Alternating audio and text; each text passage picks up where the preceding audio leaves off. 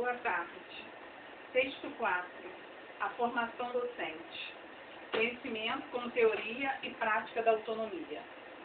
Ninguém ignora a degradante situação em que se mantém a rede pública de ensino do país.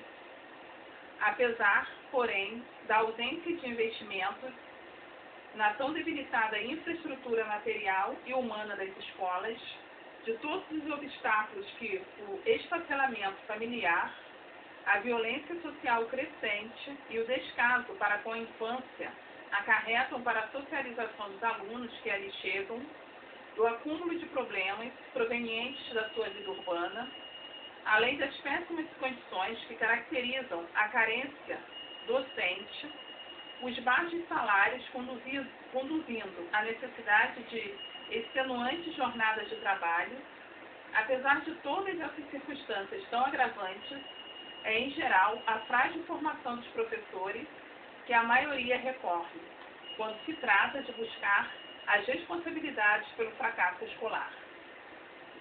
Em razão desse diagnóstico, multiplicaram-se projetos e ações de formação e capacitação de professores, sempre com dinheiro público, mas cada vez maior, a cargo da iniciativa privada e de organização não governamentais de toda sorte.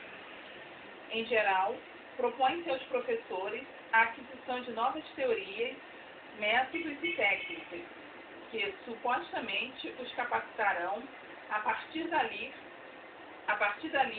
a responder com êxito aos múltiplos desafios que sua profissão nos impõe. O objetivo do presente texto, em uma unidade de nosso curso dedicada à interrogação sobre o conhecimento, é justamente o de questionar essa crença tão difundida nos discursos e, sobretudo, na prática dos cursos e das ações estratégicas de formação docente, de que é o que define o bom professor e o aprendizado de um certo número de teorias, de métodos e de técnicas escolhidas a dedo pelas autoridades educacionais.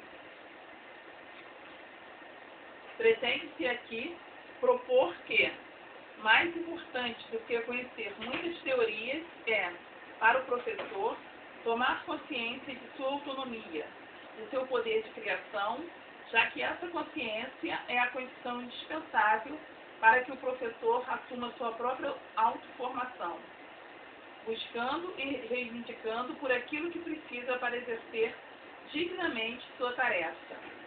É essa consciência, e somente ela, que pode impedir que sua formação, como qualquer outra, aliás, seja, na verdade, mais uma etapa de sua alienação como indivíduos e profissionais. E essa consciência é exatamente a finalidade maior da prática da reflexão a que a filosofia pode dar acesso. É claro que essa afirmação toma como base a noção que vimos procurando desenvolver ao longo dos textos 1, 2 e 3, de que a filosofia pode ser muito mais do que um conjunto de textos eruditos de difícil compreensão, ainda que atraentes pelo peso de sua autoridade e por sua beleza poética. Ela parte, portanto, da definição de filosofia como prática de reflexão, a qual o professor é continuamente convidado em sua existência e muito particularmente no exercício do seu ofício, sob essa perspectiva, aquilo que filósofos do passado ou da atualidade puderam pensar e produzir em nada desobriga nosso próprio pensamento.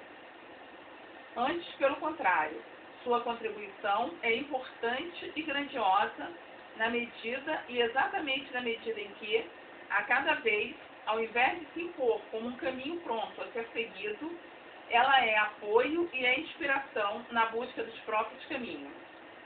E isso porque, na prática docente, mais do que as respostas às questões e os compromissos podem ser compartilhados. E também porque a filosofia é sempre um exercício de se colocar no lugar do outro.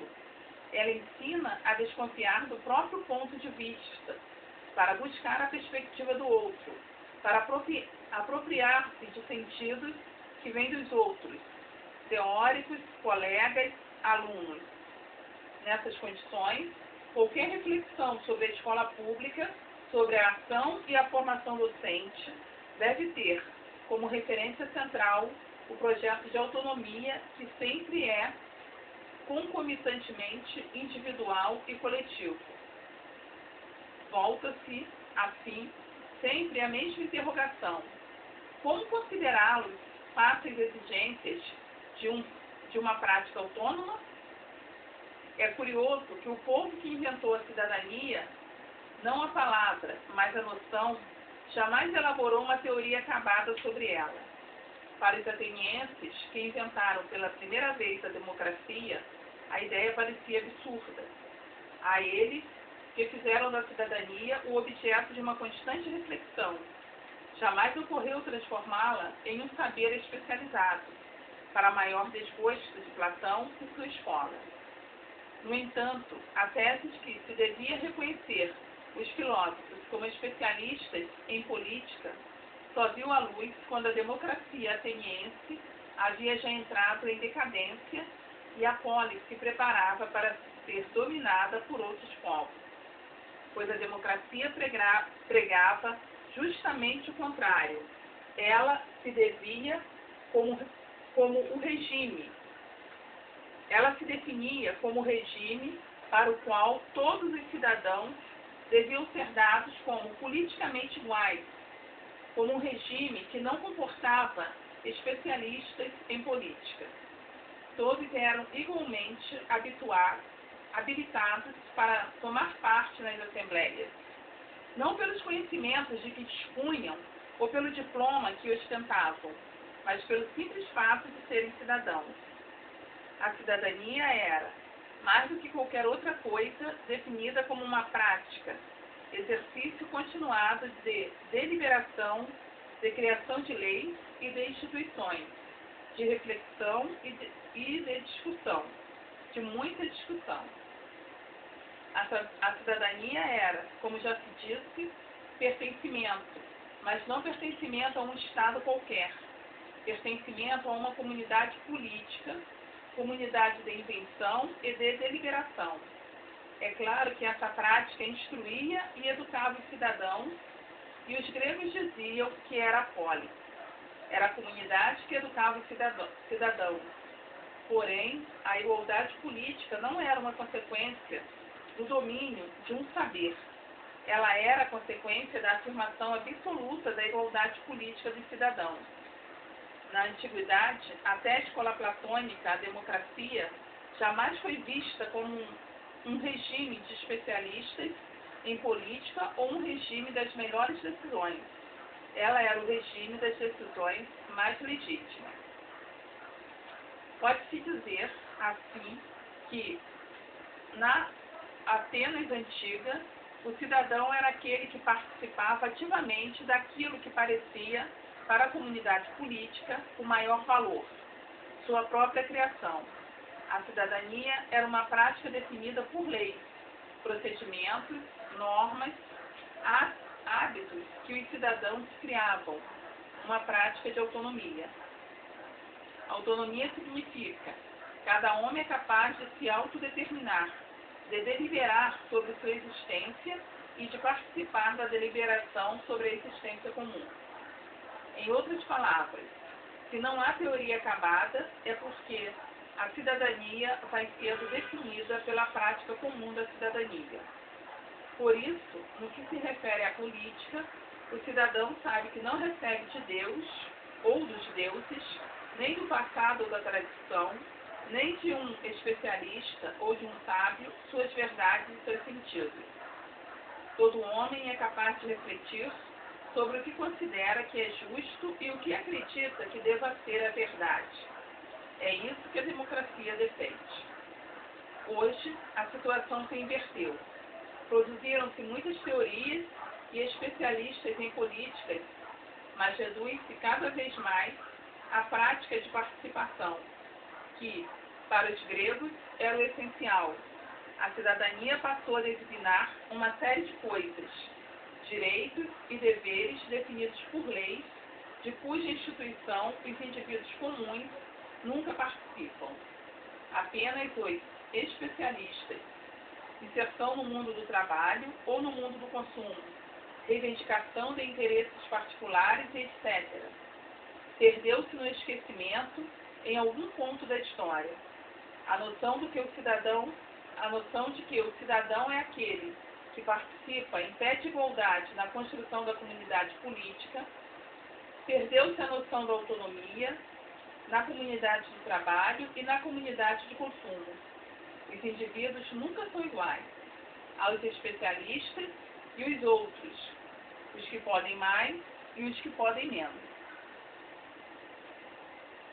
Foi então que se passou a imaginar que os homens precisariam ser instruídos para poderem gozar da igualdade da cidadania.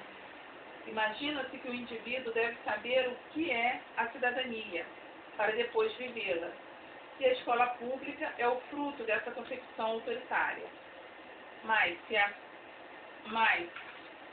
se é assim, então quem é que define a cidadania? Pois é claro que se está partindo de uma ideia. Pronta e acabada de cidadania. E só resta ao indivíduo aprender o que ela é para poder dela desfrutar. Se a cidadania é alguma coisa que o indivíduo não construiu, ela também não vai mais lhes permitir fazer a experiência da participação e da autonomia que deveria caracterizar a democracia. Repita-se, a escola pública é profundamente marcada por este movimento que, de certa forma, transforma o saber instruído, científico, especializado, no novo dogma da modernidade, em detrimento da atividade política de participação ampliada dos cidadãos e da deliberação coletiva. Ainda que se insista que a escola é um dos raros lugares em que se construíram entre nós o espaço público e o projeto democrático, ela também é um espaço privilegiado onde se evidenciam, sem máscaras, as contradições e os limites do espaço público, do projeto democrático da sociedade. Não há, na antiguidade, uma instituição especializada na educação pública. Era a prática da cidadania que formava os cidadãos. Socializavam-se os indivíduos para, através dos valores instituídos e criados por toda a sociedade, na modernidade, a exigência de formação de cidadãos levou à criação da escola pública, nos moldes em que a conhecemos. Sob a forma da escola, a educação pública passa a pretender socializar os indivíduos para valores que justamente não estão instituídos pela sociedade, nem foram criados por ela. Faz-se assim, aos poucos, na educação, um domínio especializado e fortemente hierarquizado, tendo como ponto de partida a formação do futuro cidadão. A escola acabou se tornando uma questão de especialistas. A formação do cidadão deixou de ser uma questão de prática para se transformar em uma questão de conhecimento. Pode-se, é claro, objetar que a escola é uma questão de saber. Não há como contestá-lo, nem é objeto desse texto que recorre a um patrimônio de conhecimentos instituídos negá-lo. Pode-se, é claro, objetar que a escola é uma questão de saber. Não há como contestá-lo, nem é o objetivo desse texto, que recorre a um patrimônio de conhecimentos instituídos, negá-lo. É preciso, porém, examinar em que condições faz sentido falar em saber. A escola democrática é, antes de qualquer outra coisa, uma questão de autonomia. Fora dessa perspectiva, de uma ética de autonomia, a teoria pode se tornar instrumento de submissão e de alienação. Qualquer teoria pode se tornar alienante, se ela, Ao invés de servir a deliberação e a criação, ao invés de servir a descoberta da autonomia, passa a ser a fórmula pela qual os indivíduos substituem sua exigência de pensar por si mesmo pelo pensamento de outros, por melhor que seja. Isso é verdade para todos os domínios do saber, mas é especialmente verdadeiro para domínios como o da educação, exatamente por ser a educação uma construção eminentemente política. Não há, afirmou-se em qualquer parte, nenhuma lei, nem natural, nem sobrenatural, nem física, que determine o que deve ser a cidadania e o que deve ser a educação, comum a que todos têm direito.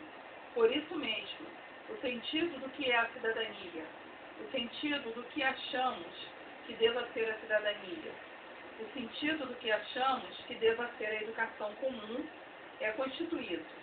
Atualmente, ele é construído pelos especialistas, regularmente nas leis, nas normas, nos dispositivos, destituído e revirado nos textos acadêmicos, e então só resta ao professor, no final da cadeia hierárquica, aplicar o que os outros pensaram. Mas todo aquele que é professor sabe que seu ofício consiste em um continuado exercício de deliberar e de criar cotidianamente o sentido do que é educar. Frente ao aluno, frente ao grupo de alunos que está em face. São muitos os que ainda acreditam e repetem que o professor precisa de mais teoria, de instrução. São muitos os que ainda acreditam e repetem que o professor precisa, ele próprio, de formação. Trata-se, sem dúvida, de uma verdade. Entretanto, não há teoria, não há método, não há receita que garanta os resultados que substitua a criação do professor. O professor deve construir constantemente, na prática, seus caminhos. Fazer existir a educação, que é muito mais do que aplicar as teorias, conhecimento e método. Não raro é ir contra o que dizem as teorias e os métodos. Valorizam-se as teorias, os métodos, as técnicas, e jamais o ato pelo qual o professor faz existir a educação e o sentido da educação no chão da sala de aula, anonimamente. No entanto, é por causa desse ato,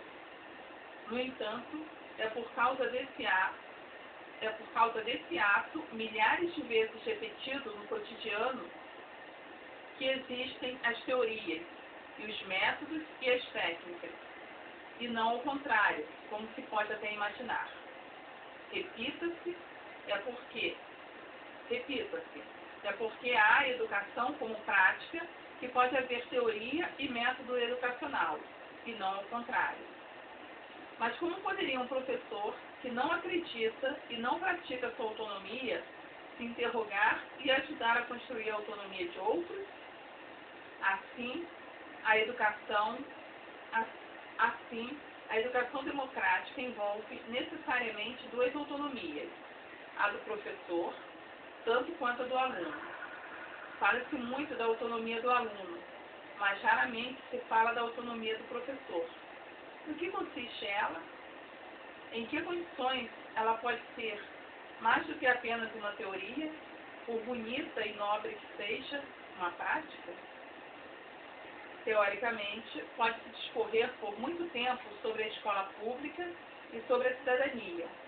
É de fato que se faz. Mas, como prática de autonomia, educação e cidadania estão ainda por serem inventadas. Isso requer, sem dúvida, muito trabalho. A capacidade de interrogação, de reflexão e criação não é, em nenhum de nós, espontânea. Tanto para o aluno como para o professor, ela emerge como fruto de uma lenta e contínua construção. E nisso, o conhecimento, a teoria pode ajudar muito.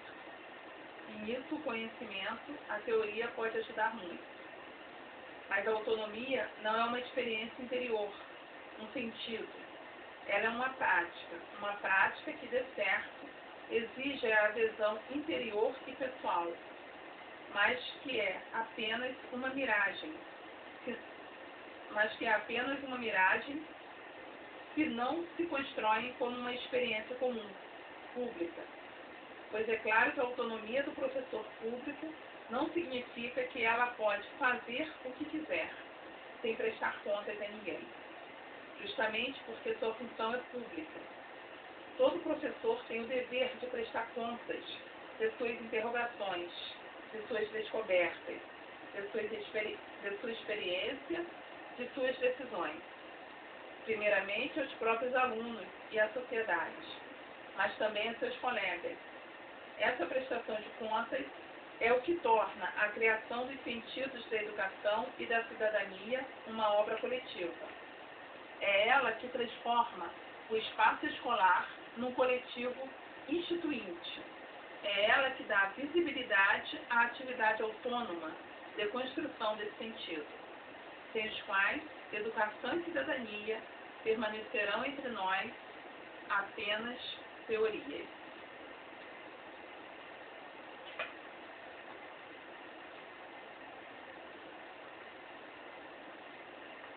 Bom, agora vamos à leitura de alguns pensamentos de estudiosos e filósofos citados ao longo do texto.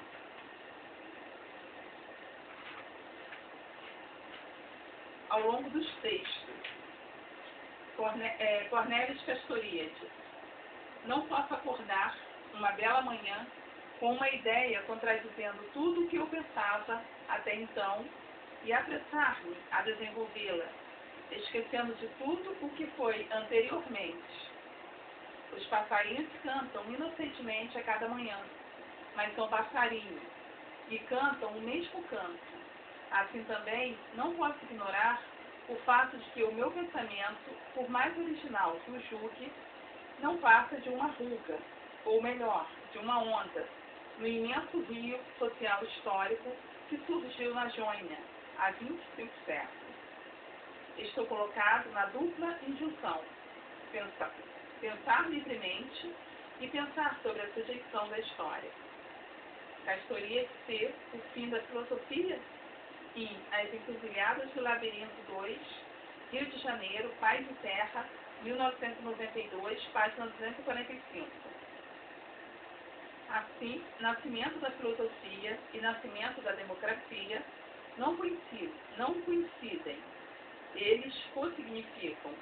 Ambos são expressões e encarnações centrais do projeto de autonomia. E aqui devemos nos opor a outro aspecto da deformação que a Grécia sofreu e continua a sofrer nas mãos dos ocidentais, nunca completamente descristianizado. Assim como a criação política grega, a polis e a democracia sempre foi vista como um resultado estático, e assim como os méritos e os defeitos da democracia ateniense foram discutidos como se fosse regime, fosse destinado a ser modelo ou antimodelo para todos os lugares e todos os tempos. Em vez de ver o que, acima de tudo, é verdadeiramente democrático em Atenas e que possui, para nós, a maior importância, não é esta ou aquela instituição particular estabelecida em dado momento, ainda que entre processo contínuo de auto-instituição democrática, prolongado durante quase 3 séculos. Aí está a criatividade, a reflexividade, a democracia, a lição. Assim também o importante relativamente à filosofia grega, acima de todos os resultados que ela atingiu e cujo valor reconhecemos, é o processo contínuo de sua auto-instituição.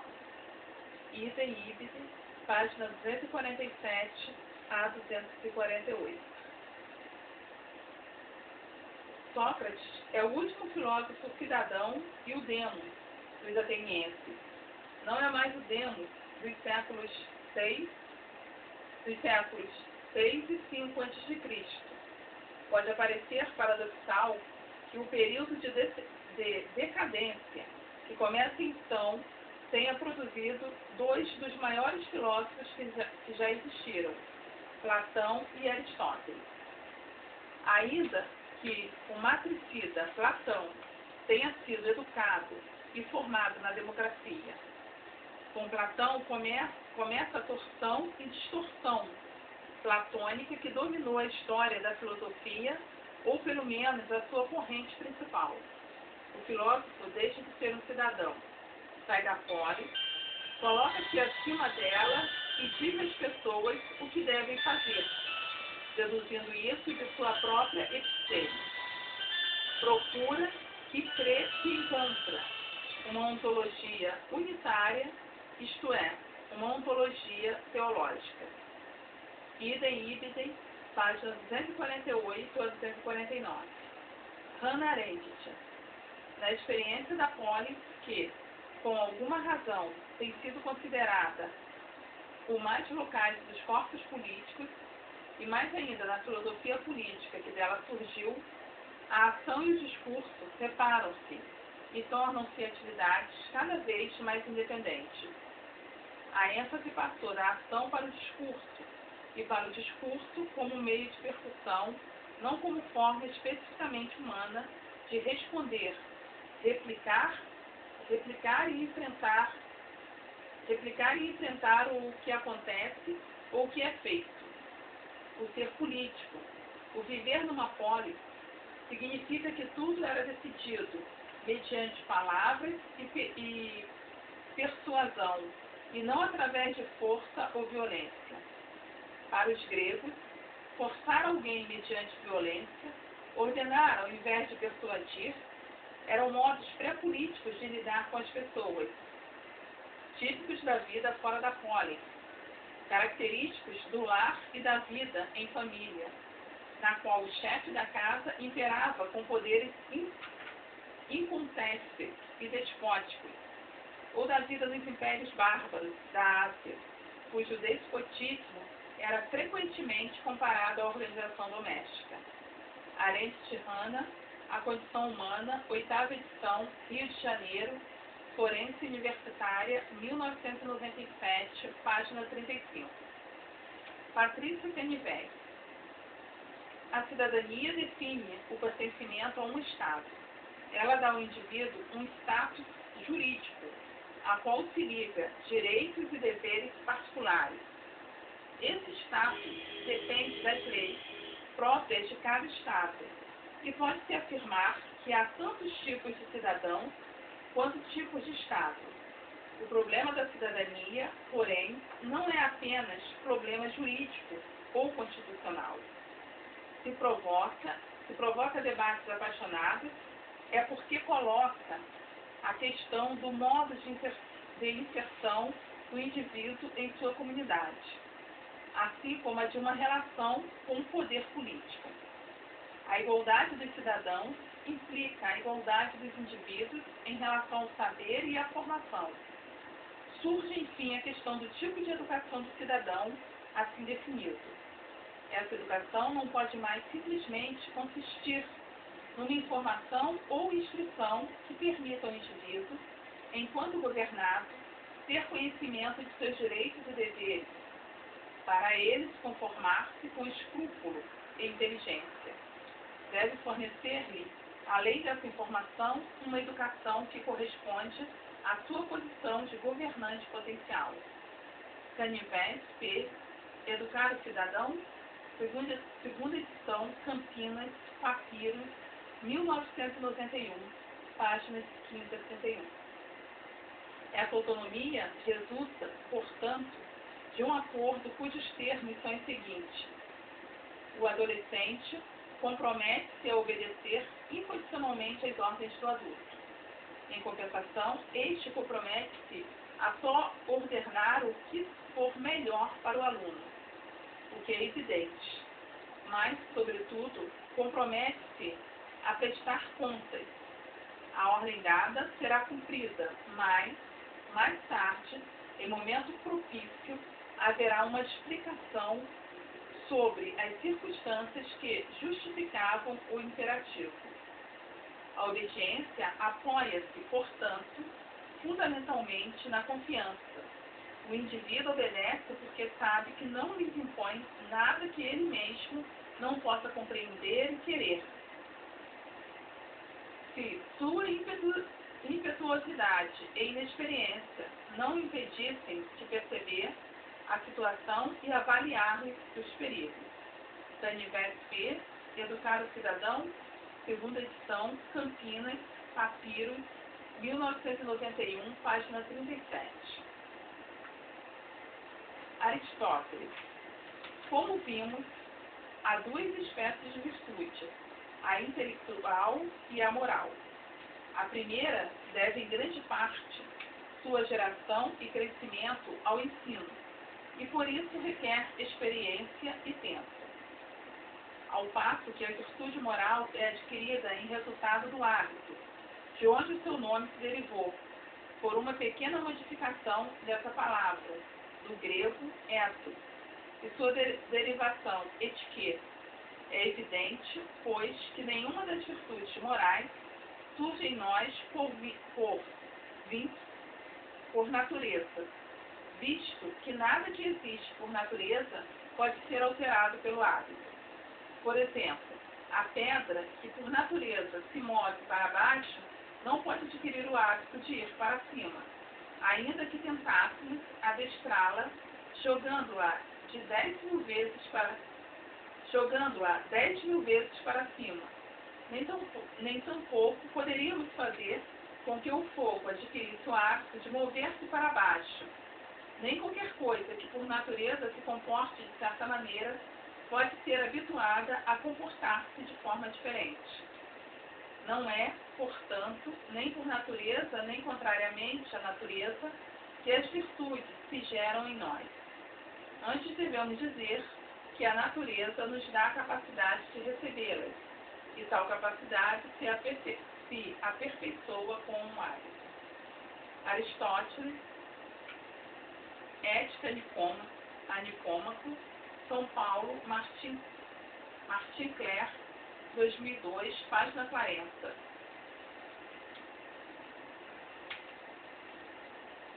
No próximo vídeo, iremos gravar o texto 5, o enigma do mestre, o saber e a interrogação. Boa tarde e muito obrigada pela sua atenção. Até o próximo vídeo. Valeu!